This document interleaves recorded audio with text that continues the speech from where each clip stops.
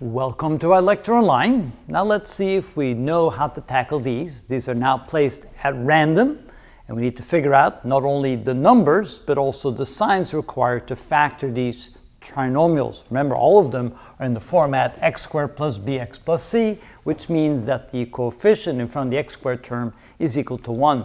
Because of that, all of them will have this format. When we factor them, they all will have an x and an x in the first two terms of our two binomials. So again here, this will be an x and an x.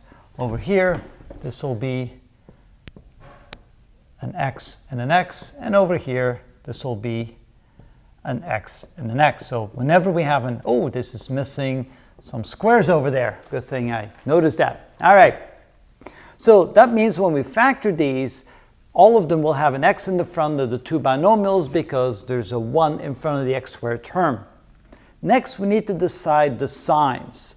When both signs are positive like here, we know we're going to need a positive and a positive. But if the last term is positive, but the middle term is negative, that means both must be negative, because in order to get the negative middle term, at least one must be negative. But since the last term is positive, it's the product of two negative terms that will give you the positive, so you need two negatives. Now in the next two examples here on the signs, one will be positive and one will be negative. How do we know that? Well, if the last term is negative, that can only be obtained by multiplying a positive and a negative number together. So we know that we need one positive and one negative because the last term is negative. Now notice, if the middle term is positive, the bigger of the two numbers will be positive. If the middle term is negative, the bigger of the two numbers will be negative. And notice the difference between the two numbers will be 8 in this case and will be 7 in this case. So what are all the possibilities to get 20 when you multiply two numbers together? It'll be 1 times 20, 2 times 10, and 4 times 5. Now which of these three combinations differ by 8. The only one would be 2 and 10. So I know that the biggest of the two numbers must be positive. So the 10 must be positive and the 2 must be negative. And that's the factored form of this trinomial.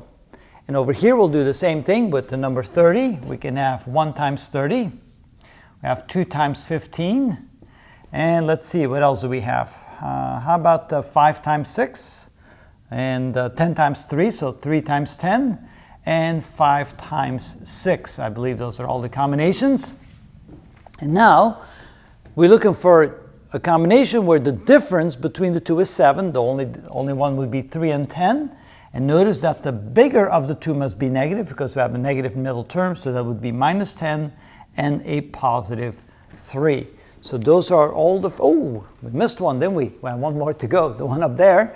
24, so that would be 1 times 24, 2 times 12, let's see, 3 times 8, how about 4 times 6? Those are the combinations.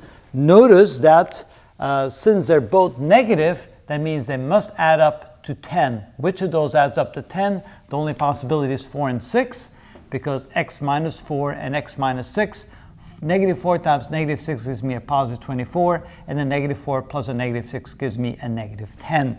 So that's how we determine the signs and which numbers will go into those in order to get the factored form. One more.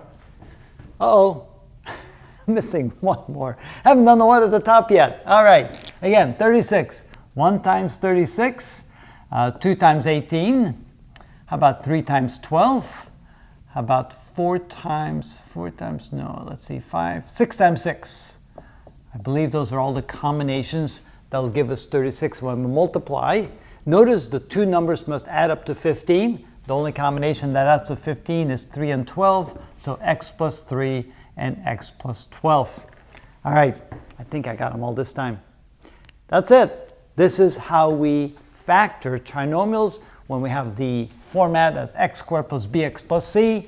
First we determine the signs, and then we write down all the combinations to get the last term, and then we figure out which is the positive, which is the negative one, if they're different, or which two add up to the numbers like we have over here. They're both negative, they add up to 10. Here they're both positive, and they add up to 15. That is how it's done.